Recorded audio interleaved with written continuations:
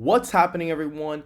Today, I want to talk about 7 new state models that I created to help me predict the 2024 presidential election and what they're showing me as of right now. Now, before we get started with the video, please hit that like button, subscribe to the channel, make sure to hit that post bell notification so you don't miss another video that I post, and make sure to follow the Twitter and join the Discord in the description down below. Without further ado, let's get into this, guys.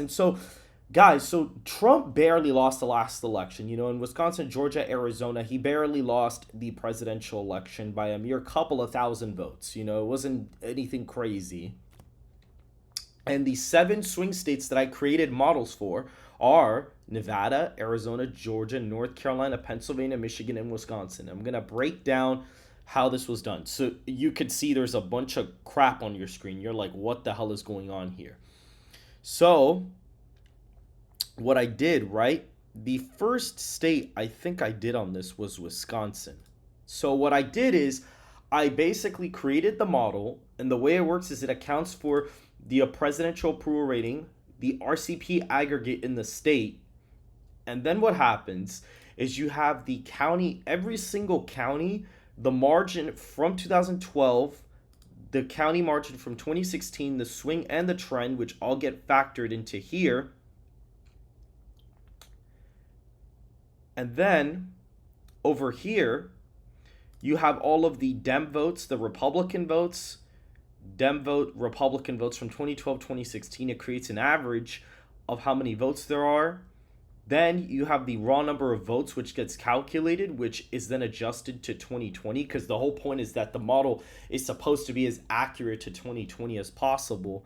So I basically curtail the model, and then there's like a percentage error in every county, and basically helps me get the exact same margin that Biden got. I think the margin was 0.63, and the model has it as 0.67. And so that's basically it. Now here, in this part of the equation, this sign has to change depending on who the incumbent is. If the incumbent is a Democrat, this has to be a plus sign. If the incumbent's a Democrat, this has to be a minus sign. But if it's a Republican, this has to be a plus sign. That's the only caveat to the model, is that if a Republican's the incumbent, it's plus. If the Democrat's the incumbent, it's a minus sign. So that's basically how that works. And then there's an adjuster for every single county margin, just so you could see, how it goes with everything.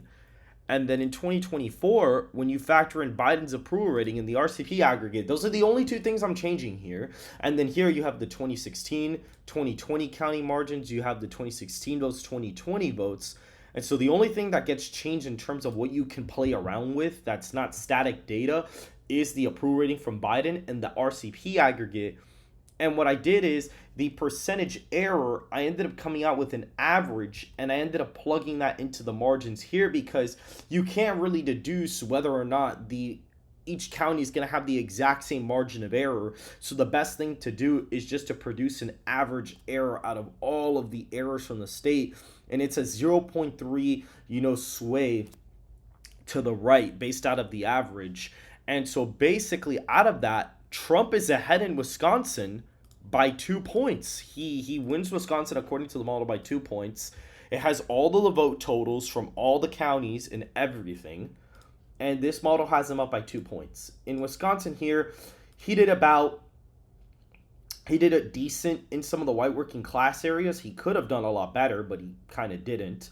And, a lot of places like, Ozaki are shifting to the left. Milwaukee, I don't know if it's trending to the left. I did theoretically go over this here, so I should check that. If we go to, like, for example, let's go to Milwaukee. So here it is, right?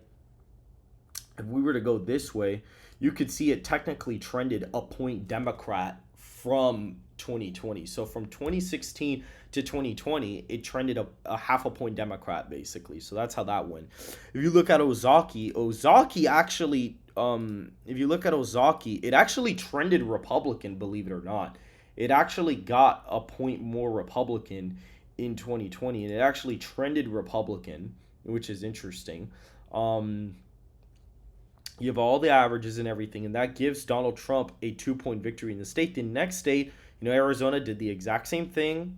Did the same thing for 2020, 2024, the exact same thing. And when you do it, when you factor in Biden's approval rating, the RCP aggregate, Biden is down by 5.5 points in Arizona. He's down by 5 in a state that he basically won by a mere couple of thousand votes. If you look at the margins, for example, in a place like Maricopa, it seems like Trump is supposed to flip that back according to the model. He's supposed to win Maricopa by 3 according to the latest model. So that's that. And then, for example, in Apache County, he's down 28 points. In 2020, I believe Biden won this by, it looks like 24 points. So like the county did shift a little to the left. Some of them do shift to the left like a tiny bit. Like I know, for example, Greenlee is over here. That's like a 20, it's like a 34-point victory there. And Greenlee is significantly more Republican than what it was last cycle. So there are certain trends that happen. You know, Maricopa seems to shift to the right as well.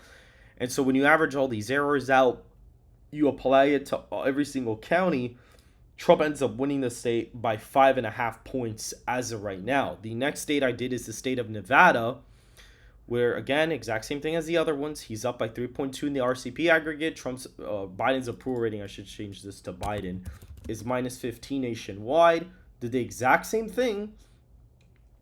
And when you add up the error, you put it in here, Trump actually wins Nevada by a tilt margin. He wins it by 0.7%. That can be accounted for a huge shift in, I believe, Clark County. If you actually go to Clark County, it is a 6-point win for Biden, whereas over here, Biden actually won it by about 9 points here. So that little shift in that county caused that chasm to actually occur. So that is that in the county as well. And actually, we could probably pull up these results a little bit better. Like if you look at Clark here, it's a 9.4 victory.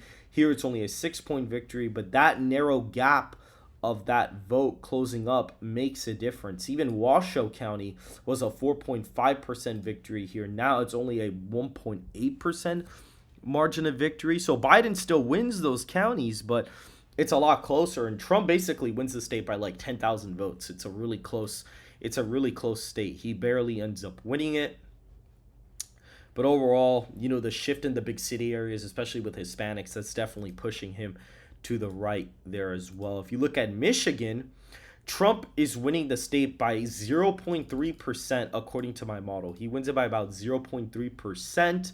Exact same thing as the other states, did the exact same thing. You had all the 2016 county margins, all the trends, everything is accounted for in here.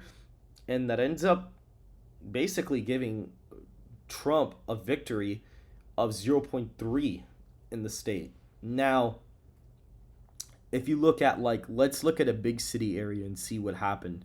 Like if you go to Wayne County, right? It's a 36-point win for Biden. Wayne County here was a 38-point win. If we go to Oakland, I actually want to see what Oakland is looking like here. Biden's winning it by 10 points. In 2020, he won it by 14.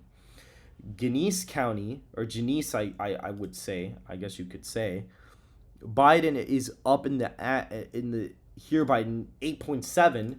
He won it by 9.3 last time. So it's those shifts in the city area that's really causing him to lose ground in the state. Even like Ingham County, let's look at that one. If you look at Ingham, he is up 28 points, whereas in 2020 he was up 32 points. So it's those little shifts in those city areas that really cause stuff like that. And even if you look at Saginaw County, that should be a flip. Saginaw County, Trump should be up. Yeah, he's up by 1.3 percentage points in Saginaw County. In Muskegon, that should be a flip too. He should be winning in Muskegon as well. In Muskegon, yeah, look, or actually he's down 0.3 in Muskegon. So that's interesting. He's down there by 0.3. So that county actually kind of trends Democrat, which is kind of hilarious. But even a county like this one, if we were to go to that county, Biden is only up by a tilt margin in that county. He's literally up by like a tilt margin here. It's like a 5-point shift. So all the little shifts in the counties caused Trump to barely be able to win the electoral college here. And this is the average margin of error in all of the counties. And you apply that here, and Trump is barely winning this state as of right now. If you look at Georgia, again, same exact thing. Trump is winning here by almost 5 points. He's up by 4.9% in the state, basically. So that's insane that he's up by that much. But we could look at some of the counties. For example, if you look at Cobb County, Biden is leading there by 7 points. Whereas here, he was leading it by 14 points last time. He was leading it by 14 points. If we look at another county, like Cook County, for example, Trump, well, actually, that might not be it. Douglas County, let's look at Douglas, right? In like the big city areas. Douglas, which should be right here, Biden's up 16. He was up here 25. Fulton, which is like a really big county, that's the biggest Democratic leaning county that causes a lot of the Dem victories there.